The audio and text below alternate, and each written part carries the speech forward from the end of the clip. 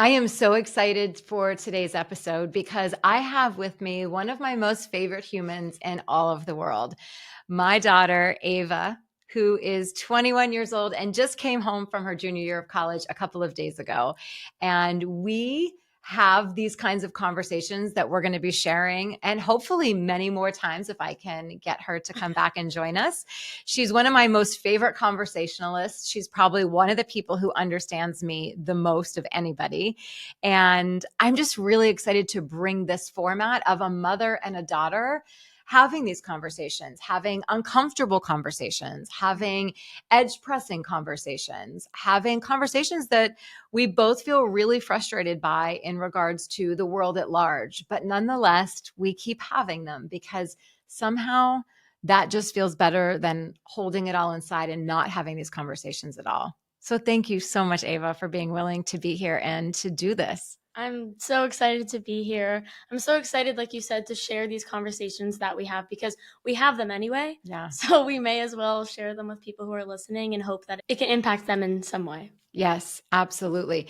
So we were talking when you came home the other day, we were in the kitchen talking for hours. You hadn't even brought a bag upstairs or done much of anything yet. Yeah. And we were talking about how this idea of, because you love film, you love theater, Right. you love music, you love all of the arts. And we were talking about how so much of film in particular is extremely saturated. I actually quoted it on my podcast the other day in regards to male producers for film, male writers for film, male directors in film. And on my podcast a few weeks ago, I had quoted it was 70%. 70% of producers, directors, writers in film are male. But in fact, there's new research that just came out that says it's 90%. So 90% of the movies that we are consuming are written, directed, and produced by men. See, I think that's one of the reasons we started talking about film is because when I was on my way home from school, I was listening to her podcast episodes, and one of them, The Princess and the Queen, the differences between the two, you did mention film, and you mentioned those stats. Obviously now you said that they've changed, but you did mention those. So that's kind of obviously everything you're saying. I'm like, I need to talk to her about this and all these things. Yeah. So obviously that's why we have so many more episodes to come, but that was one of the things. Again, like you said, I was a film major and I want to do acting. So this is my life and that's the reality. But when you were talking about that, I was thinking about how I'd mentioned the Bechdel test to you. And then I had so many other things that we will continue to talk about on this episode about specific shows and movies where you really see misogyny come through, despite it being a very popular show. Wait, so you said, did you just say the Bechdel test? Yes. Can you tell our listeners what is the Bechdel test? The Bechdel test is something that I learned about in one of my classes last year, a media and society class. So we talk about all things under the sun that has to do with media. So of course that includes movies and some gender roles and those kinds of things.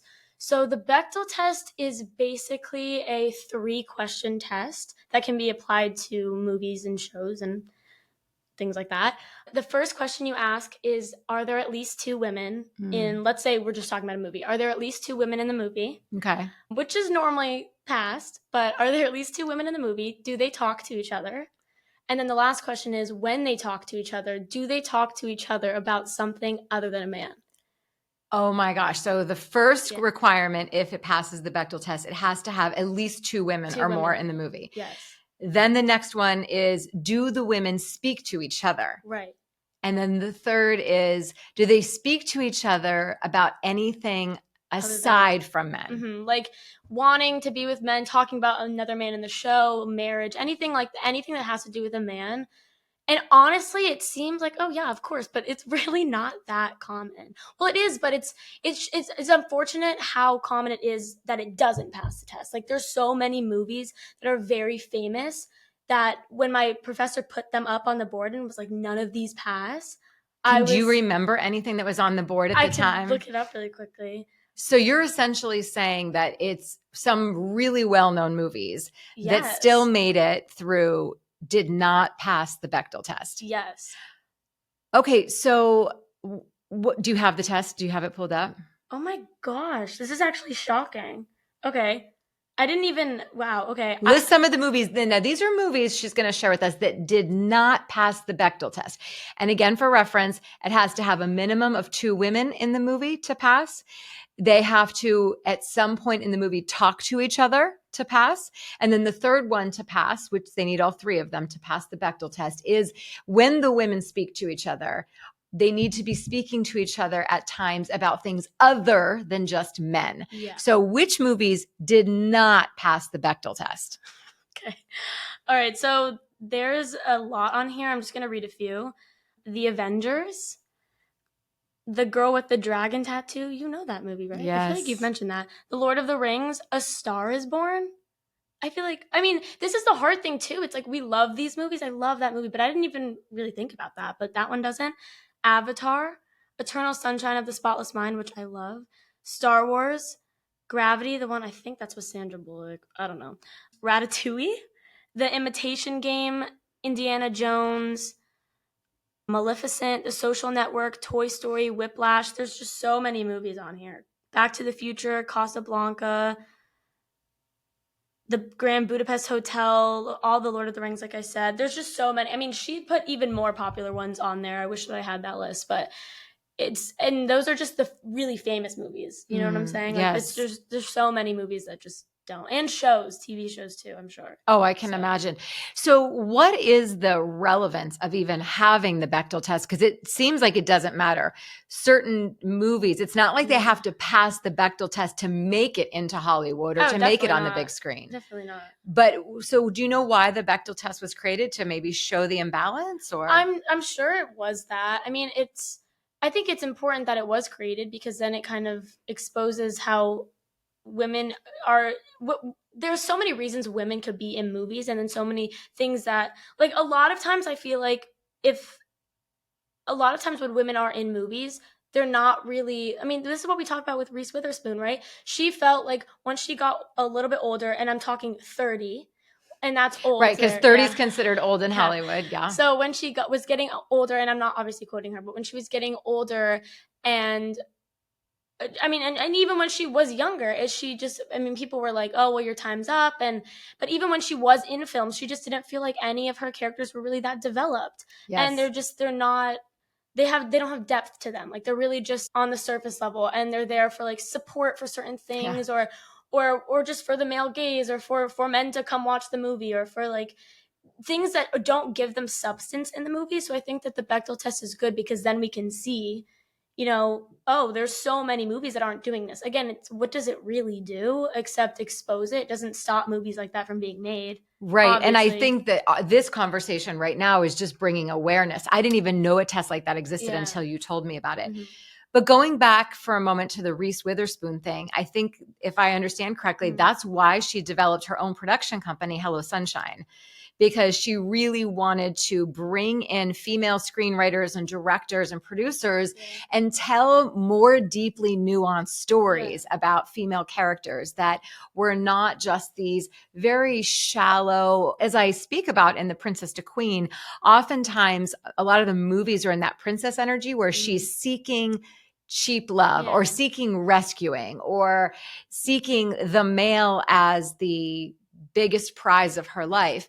And I think Reese Witherspoon was looking for characters that had so much more depth to them, that had storylines that often did not even involve men at all. And I think that's important because a lot of times when women are in films, and what Reese is obviously trying to deal with is the fact that these women are always looking for men or whatever, things to do with men. But not just that, it's when you have situations like that, even if it's not just them trying to find men or whatever, and they're just there, they just don't have substance. So then that just makes it's just hard because then these viewers, whether they realize it or not, are just watching these women. Oh, they don't have anything, they're stupid, or they're this or that, and they don't have depth to them. They're not important, they don't add anything to the story. But that's obviously not the case in real life.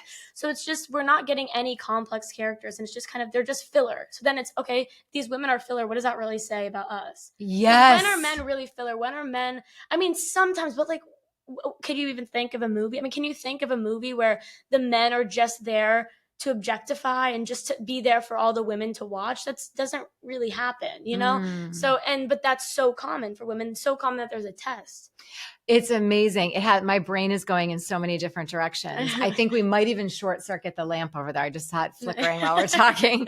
But I do think that first, one of my thoughts was it just starts to, not only does this conversation bring awareness, but it also, if that's what we continue to see on the big screen, if 90% of movies are written and directed and produced by men, we're only then seeing the male's perspective. Yeah. And so we are thinking that whatever is shown on the big screen is real life and what women typically are, or how women typically show up. Yeah. And even if we try, and even people like us who are very aware of these kinds of things, just that in the back of your head, like you're watching that, you're taking that in. And I mean, for us, like I said, like we obviously are aware of these things, so maybe it won't affect us, but think about growing up watching these things. And also it's hard for boys too, to then be watching this and think of women that way, or just it's damaging to everyone. Like how you say the patriarchy is damaging to everyone. This is an example of that, because everybody's just missing out on complex characters. And even sometimes the men aren't, it's just, we need more complex characters, more real characters. And because real life, we are very complex. Yeah. We have so much nuance to us as humans, and to not see that played out on the screen, I think is a disservice in the long run, because then it makes somebody seem possibly high maintenance in real life. Right. Yeah. Because it's just not reality. Right. Not reality. It's like in what is the movie called, Gone Girl? Yeah. How, God, I can't even remember her name, but the main girl has this whole monologue about being the cool girl. And I love that, because she's like, the cool girl doesn't exist. The cool girl, nobody is actually the way that these men think they are, because it's impossible. It's an act. If a girl's like, oh no, don't worry, I don't care. There's no such thing. It's not real, but obviously that's portrayed in things like movies. So then people are thinking, oh, well, what, like, you can't compare real life women to women in movies, because it's just not accurate, especially if it's being directed by men who don't fully understand women and their experience. It's just, they're just there to have them. And there's no way I could never fully depict the experience of a man, because that is not my lived experience. Exactly. So it makes so much sense why so much is missing on the screen, right. And why I personally have been for decades now deeply unfulfilled. And most of the reason I don't really watch television or movies for the most part is because of that, because it so lacks what my heart is craving, right. Such deeper and richer storyline. I want to shift gears just a little bit. I heard you say something a minute ago about, and many people think, oh, it's just a show. It's just a movie. Right. We talk about that. It's not just a show. It's never just a show. Yeah. I remember having someone tell me one time, oh, I watch The Real Housewives before I go to bed, just as like a way to shut off from a crazy long day. And I said, you're like, you're using that? I'm like, yeah, right. That seems like it would cause me more chaos. But she's like, yeah, it's just a show. And I'm like, but is it? Yeah. When you are seeing that as the last thing of the day, you go to bed, and in your unconscious mind, it's playing over and over. It feels impossible to me that it is not somehow informing thoughts that are running in your own head, the way you might show up even subtly in your life, what you think about society in general, the feelings you may have about other women because of all of the infighting that plays there. I don't ever believe that things we consume into our bodies, that we actually eat, it's not like, oh, that's just a piece of broccoli, or that's just potato chips. No, it is something. It has a certain calorie or not. It has a certain efficiency for your body or not. And the same with movies and music. Yeah. Whatever we are taking in, it does affect us. And so to me, it's not just a show. Well, think about this, not to cut you off, but think about this. Like, you know how people always say, show me your friends, and what is it? I'll show you your future. Yeah.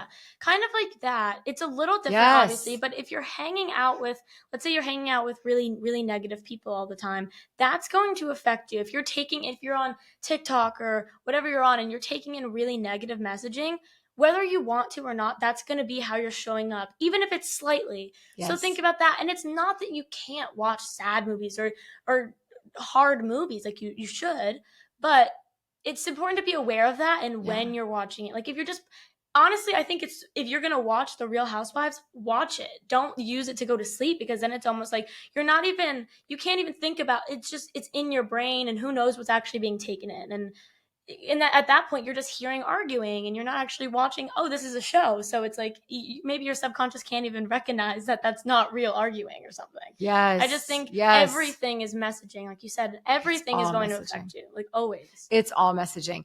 So now this brings us to I knew you were going to bring this up. This brings us to a real pivotal point in the conversation, because this is where it does get a little personal for you. Yeah. And I just want to give a little bit of a qualifier here. I don't think it will be a big leap to understand being the person that I am in the world, and why I have such an intensely passionate daughter who stands so firmly for what it is that she believes in a way that we will come back to in just a little bit. And really the message I hope that all women hear, but especially younger women hear, and we'll come back to that in a little bit. But in the meantime, what I wanted to ask you about is, we were talking about this idea of some people saying, well, it's just a show. Right. And you said, oh, yes, Yeah. I had a very close to my personal life example of that a couple of weeks ago. Do you want to share what happened? We don't even have to get into the detail of it for the message for people to get the message. But really, so yeah, we're talking about this, and how, again, it's never just a show. It's never just the one thing. It's always, I mean, women know this. It's always more. I mean, this is kind of what we're going to get into, but if you're in an argument with a significant other and you bring something up, it's because there's been a million other things. It's always accumulation of things. It's never just that one thing. But yeah, so my boyfriend, this is about him, but my boyfriend never really watches shows. Like, he will fall asleep within 5 minutes of watching them. Yeah. Like me. Yeah. But I mean, sometimes we'll watch things together, and he'll manage to stay awake. But recently he told me that he had started Game of Thrones. So anyone listening, even if you don't watch that, I can guarantee you know what that is. I knew what it was because, like I mentioned before, I was a film major. So I had kind of, honestly, I'm going to say, been forced to watch that first episode. And I know there's definitely mixed emotions about the show. Some people love it, and that's fine. But I personally did not. I just want to say too, this isn't a judgment about if you love the show, if you don't love the show, if you're watching the show. This is a conversation just to bring awareness. and awareness about what lives underneath right. this. And that some people aren't even aware of, like, how it can be damaging and why it's wrong, because I didn't even necessarily know why I felt the way I did, because in the first episode there's a lot of nudity, but I felt mainly of women, and this is really just the first episode. This isn't even as bad as when I started to read about it and understand what it was really like. But I just knew from watching it, I just felt uncomfortable. It just felt like it was too much. It wasn't necessary. I think that's a big thing. Like, we talked about that. There's a difference between having nudity and having sex and having whatever on the movie or the show. But then there's times where it's unnecessary, or it's exploitive. It's exploitive. That's a big thing. That's what I started to read about. And the thing is, as I was reading and reading and reading about this show, everything that I felt was just justified. And the thing is, I tried to not be biased, right? I was just trying to, like, look at some, like, statistics, but everything was leaning towards how I felt. Everything that I saw was justifying how I felt. And basically I wanted to make sure that I knew how I wanted to go about this, and, like, what I wanted to say and how I really felt about it. And again, like I just said, I was doing the research about it because I was like, okay, well, maybe I just felt that way, and I didn't watch the rest of the show, so I could be wrong. So I did some research about it, and the statistics that I found were upsetting, and the articles I read about it and people reviewing the show, it was upsetting, and it just, again, justified how I felt. So I brought it up to him. I was like, hey, I want to pause there for a minute. Yeah. Can you say some of the statistics that were upsetting that you had shared with me? Yes. Because when you really start to get to the underbelly of this, and again, this is another show that is written, directed, produced, all the things by men. So we are receiving that information through the lens of the male perspective. And these guys are smart. They know what's going to bring people back to continue watching and watching over and over and over again. So you're going to share some of the things that you heard about in regards to the stats. Yes. So yeah, it just starts talking about how, and I read so many articles, I kind of just, which I could try and find, you could put in the show notes if you wanted. But since I was just texting him, I was just kind of laying out some of what I found. But basically, some of the things I found was 88% of the nudity in the first season was women. Then in this show, there's so many, but in this show, this is a trigger warning, but there was about 50 rapes, 50 rapes in the whole show. And I know it's a long show, but in any show that's crazy. And then the thing is, so we're talking about 50 rapes. Yeah. And that's not even like, and there's incest in this show. Like you said, it's what did you say? Exploitive. Yeah, it's so exploitive. There's incest. There's just so many things that were uncomfortable. In the first episode, there was like incest stuff. There was like a literal rape. It was just felt very, very, very weird to me, especially like you said, when I brought this up, you said, why are you even watching this in class? Like, I couldn't even believe it was being shown in class. And it's because, so what really is, okay, we'll finish with your statistics. Right. Go ahead. So, okay, so it says there was 50 rapes. So obviously I'm like, that's obviously a lot. But then it says that the showrunners basically say that, they want it to be realistic. But when it comes to being realistic, then that would basically say that, because at this time, because it's set way in the past, they want to talk about how, using rape is a weapon of war. But if you want to do that and you want to make it realistic, this is what I told you, there would be men getting raped. There would be unconventionally unattractive women getting raped. There would be older women getting raped. But in every scenario, all the women are attractive and young. And I would assume there would be gay sex too. Oh yeah, but there's none of that. Right. I mean, maybe there is, but I didn't read anything about that. So again, I don't know, but I didn't see anything about that. So that's when you take a step back, and because this is why I wanted to do the research, because I'm like, well, maybe everybody's running around naked. Everyone's doing these things. Everybody's dealing with incest. But no, of course not, because who would watch that? Yeah. Right? Men would turn that off in a second. I'm sure even some women would turn that off because it feels too weird. All right, let's pause right there, because that I just felt something so strong inside of me when you said if men were getting raped on every episode, this show would be canceled. Wouldn't watch it. The show wouldn't happen though. The show wouldn't even be made. They wouldn't watch it.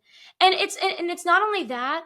But we're okay watching women get raped. We're not just okay. This is one of the most famous shows ever.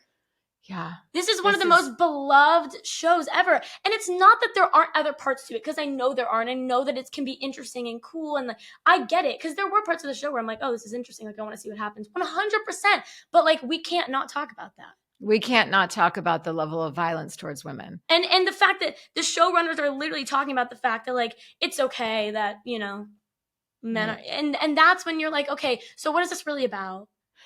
Because it's not about being realistic. It's not about showing obviously there's dragons, so it's not realistic. But if you want to try and like, what is the point of that? There is no point. Right. And so when we say, oh, it's just a show, but this is being consumed, it starts to desensitize us. And on some level, it starts to almost not just desensitize us, but normalize it. Normalize that, well, yeah, if you're an attractive woman, you're probably going to get raped. But we know that you can look any way, shape, size. You could be dressed any way. It has nothing to do with attractiveness or not. Yeah. Yet in this show, it showcases that the most attractive women are getting raped, which is a really, really scary thing to perpetuate. And also, can you speak a little bit to the two characters you spoke of? I wanted to. Yeah, because that's a big thing. It's attractive women that are being targeted, and it's feminine women or just regular women. It's not any women who are a little bit more manly, I guess, or who are a little tougher, you could say. Well, women, it's interesting because women who act like men or present more like men, the two main characters that you talked about that looked a little bit more like men and were really good at fighting. Yeah, well, it's really, they do mention two characters. The only one that I had really known about, because she was in the first episode, I believe how you pronounce her name is Ira Stark. So it's one of the main families, one of the daughters. And it says that she's never raped, never sexualized, and she's very like respected in the show. And she's kind of up there with the male heroes. They kind of look at her like a guy. Is she more female or male presenting in her appearance and the way she shows? I mean, from the first episode, you could totally tell it's a girl, but I mean, she is more interested like in fighting than, I mean, she's even better at shooting the arrows than like some of her brothers. So it's like, okay, but then what are we saying too? So it talks about that, and then they talk that you're about, safe from being raped if you act like a man. Yeah, basically, and yeah, then they respect you. And this is what I told you too, that Ira and one of the other girls, but I don't need to get into all that because this is just one of the main characters. She was a fan favorite, but then I told you that Sansa Stark, I think I'm pronouncing that right, is one of the other sisters. She's older and she's very feminine. She wants to get married. She wants to do feminine whatever things, but apparently a lot of people did not like her at all watching the show, and she was more princessy, and then she was married off twice against her will. She was beaten and she was raped. So then you're just, and that's not just her. That's all the other characters who are just typical women. And another thing, I don't know if I necessarily have it written down, but one of the things was the fact that people try and argue, oh, well, and I don't have specifics here, but women who are beaten or raped or anything in the show, it's like, oh, well, you know, they ended up being so high up and they ended up having power and they whatever. And they're, but okay, but not without showing that they, at the end of the day, are just a woman. You know, and not at the end of the day, they show, okay, well, she was raped, she was beaten.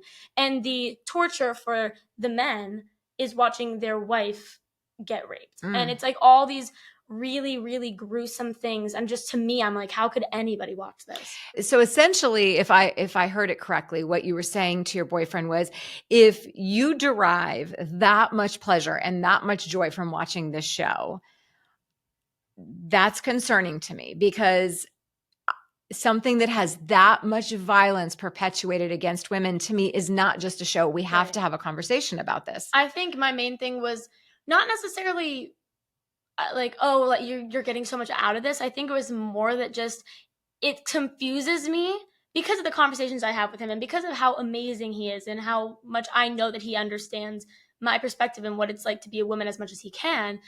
How are you not uncomfortable watching that? How are you not a little bit grossed out? How do you know, and there's other shows that we've watched that I've talked about that there were women getting raped in, and he knew how I felt about that, and he, you know, but in this scenario, I guess I was just a little confused how he was just okay watching it. And again, that just, and sometimes it's hard because it's just that reminder that like he is a guy and he doesn't really get it.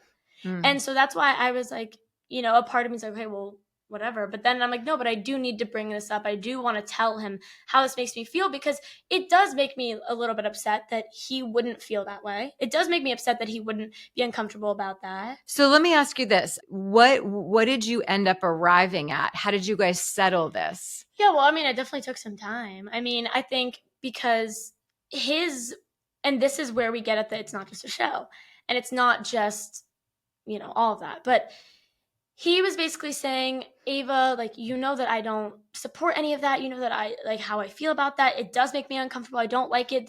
But there's so much more to the show. Like, that's why I'm watching it, which I do understand. Like, 100% I understand there is more to the show, of course. Like, there is so much more, but it's just the fact that since that's so prominent, yes, it's like that's where it's just not. It's too much. And for a while he was just kind of trying to kind of like share his perspective and be like, well, this is how I feel. You know, it's not, I don't think of it that way. And, you know, I have so much respect for women. I'm like, I know that you do. I know that you do, because I wouldn't be with you.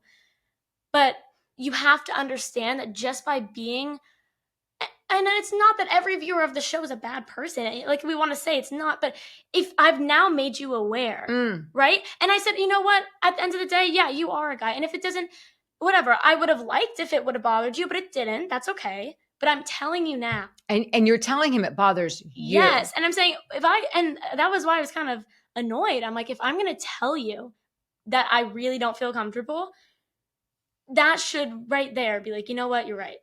Thankfully, of course, we did come around to that, but it just kind of, it is tough to have to explain that. And it is tough to feel so alone in that because it's such a popular show. I'm like, is nobody else seeing this? Is nobody else? But maybe that's how normalized it is. Well, I think violence against women is so normalized that it's just in one of the most popular shows and no one bats an eye at it. And not only, and I bet you that anybody who does feel uncomfortable is like, whatever, I'm not going to say anything because they're too afraid to like be looked at weird. And too afraid to get in arguments with their boyfriend. Well, I am certain that so many people watching this are going to think that's really extreme. That's really over the top. So you had him stop watching. You really strongly suggested that you would like for him to stop watching the show. Did he decide to stop watching the show? Okay, he decided to stop watching the show. Now, you know there are going to be people saying like, you're controlling and you're crazy. And I know that. But this is what I always tell him. Like, we have conversations about things all the time. And I always say, like, again, like, we're choosing to be in a relationship, right? And again, neither of us are ever going to be perfect. There's always things I can change. There's always things he can do. But he knows how I am. He knows that I have so much respect for myself and for other women. And he knows how forward thinking I am. He knows that you're my mom. Like, he knows this. So, I mean, and sometimes, we do have to have conversations about it. But at the end of the day, he's choosing to be in a relationship with me. You know, and when I kind of tell him, you know, we choose to be in this relationship together. And I don't even say this as a way to like be rude or start a fight, but I do say, if you don't agree with this, then maybe we shouldn't be together. Right, because what you're saying is, I'm not telling you, watch it, don't watch it, you have to stop. What I am sharing with you is, this is my perspective. And you're going to decide for yourself what feels right for you. But if you choose to keep watching it, then I have to reevaluate if we're a match. Yeah, because then so at the end of the day, it's, well, I'd much rather just watch this show than, be with you. And then that's kind of sad too, because it's, okay, so obviously, and he always tells me, I'll try everything I can to understand what it's like to be a woman, and I'll try to hear your perspective. So then it's, okay, well, if he did, but if he didn't, then that'd be, okay, so it's all words. You're not actually, right. It's, you know, it's false promises there. So that's, I think that's an important thing. And he obviously did come up. It's really just, the thing is, you have to be willing to say it. Yes. You have to be willing to say, even though I was like, oh, I don't want to say this. I don't want him to get upset. I don't want to even have to do this. But so am I going to be like miserable every time he mentions the show? Right. And it's really just about not abandoning yourself, not abandoning the truth of your heart, not abandoning how you really feel. Because what happens when we do that is we start to, number one, lose ourselves completely. We just abandon ourselves enough times. We get so far removed from ourselves. And then the other thing that does is, every time you want to say something to your partner, but you don't, you resent them. It builds resentment. And it builds resentment. And then the relationship ends up imploding on something that was almost nothing. But it's because you let so much go for so long. And I am the biggest fan of always really talking about how we feel. You know, I gave an example not too long ago at one of my retreats about like a non-negotiable I had for dad around something in particular, which I said, I am not comfortable with this being a part of your every single day. And it was around drinking tequila. My husband loves to drink tequila. I think that's great. But if we're going to, if you're going to pour tequila every single evening, then I'm going to decide whether or not I want to be in company with you. Not because he's someone who gets drunk, not because he acts differently. Just, I don't find it to be something that is necessary to have alcohol every day. And somebody said to me, oh, but that's controlling him. And I said, no, hear my words. I'm not controlling him. I'm not controlling his behavior. I'm making a choice about what feels good for me and what I want to participate in. He can do whatever he wants. He makes his choice, and then I will respond to the choice he's made. Mhm. And then over time, if we're making very different choices over and over again, that's okay. Yeah. That just is more information and evidence that maybe it's not a match any longer. Right. And so many people get so afraid to say how they really feel, what they really need in a relationship, that it gets us so much further removed from ourselves and really a connection with the person. And I think this started off talking about TV and movies, and what I love so much, because that piece is so important. Right. What I love so much is the full circle conversation really ending up back in this place of speaking our truth in relationships, really being able to hold on to ourselves and not go with what the outside crowd may say, which may be historically, oh, you're making too much of this. It's not that big of a deal. Relax. Don't overreact. Don't be so demanding. Because this is the cool girl thing. Who's actually satisfied like that? Right. This is the thing. Some girls might not be upset that he's watching that. And that's what I say to him. And again, I don't mean it to start a fight, but I'm like, honestly, and the thing is, I'm going to tell you how I feel, but if you genuinely don't agree, that's okay. But then yes, how is this helping either of us? Because if you don't actually feel maybe like affected by it, or once I bring it up, if it doesn't bother you, if you don't really feel like all the different things I bring up or talk about mean anything, and you don't get it, obviously, again, he always says, like, I could never fully get it, but I try to. Of course, he's a guy, I'm a girl, it's different. But if he doesn't actually care about what I have to say, he doesn't actually want to, it's hurting both of us. absolutely. It's hurting both of us, because I won't be satisfied, and neither will he. He'll never feel like he's doing the right thing. And there is plenty of girls who, and this isn't even a bash at them, there are just plenty of girls who literally don't think it's a problem. And that's great. Well, not even that they don't think it's a problem. They're not even conscious. Not aware of it. To the way it affects. Yeah. And sometimes I wish I could be like that, but I'm not. I tell him, I'm like, I wish I could not care about that. And again, this is like the thing of, it doesn't have to be this like controlling thing, which sometimes I go back and forth with myself. I'm like, do I need to say that? But this, to me, I know it's a bigger thing, because it's not about some nudity in a show. I mean, he can watch movies where there's naked people. Like, absolutely. That's never the problem. It was only really a problem with me when, obviously, I watched it, I felt uncomfortable, and I knew that there was incest and rape. But once I kind of learned more about it, and that was the problem for me. Mm-hmm. And it just made me uncomfortable, and that's really the only scenario I could ever think of something that I would be like, hey, maybe don't watch that. Right. Or at least let's talk about why. And it wasn't me just saying, don't watch that, because that's a big thing too. You should be able to use your voice and speak up and tell your significant other how you feel, but you have to give them a reason why. Yes. Sometimes you have to take a step back and be like, okay, if I just don't watch that, I don't like it, and I'm not going to explain why. Yeah, no, that's not going to work, right? Because then you're just starting a fight. Instead, let's have a conversation. And obviously, it's not always that easy. You get heated. I was annoyed. I'm like, why do I have to even explain this? And sometimes you do. Sometimes you do. Sometimes you do have to explain it, even if you don't want to. Because at the end of the day, he didn't really get it at first, and now he does. Yes. And now he can, and not just say, okay, Ava, whatever. But he can actually try to understand why it would bother me, and move forward from there.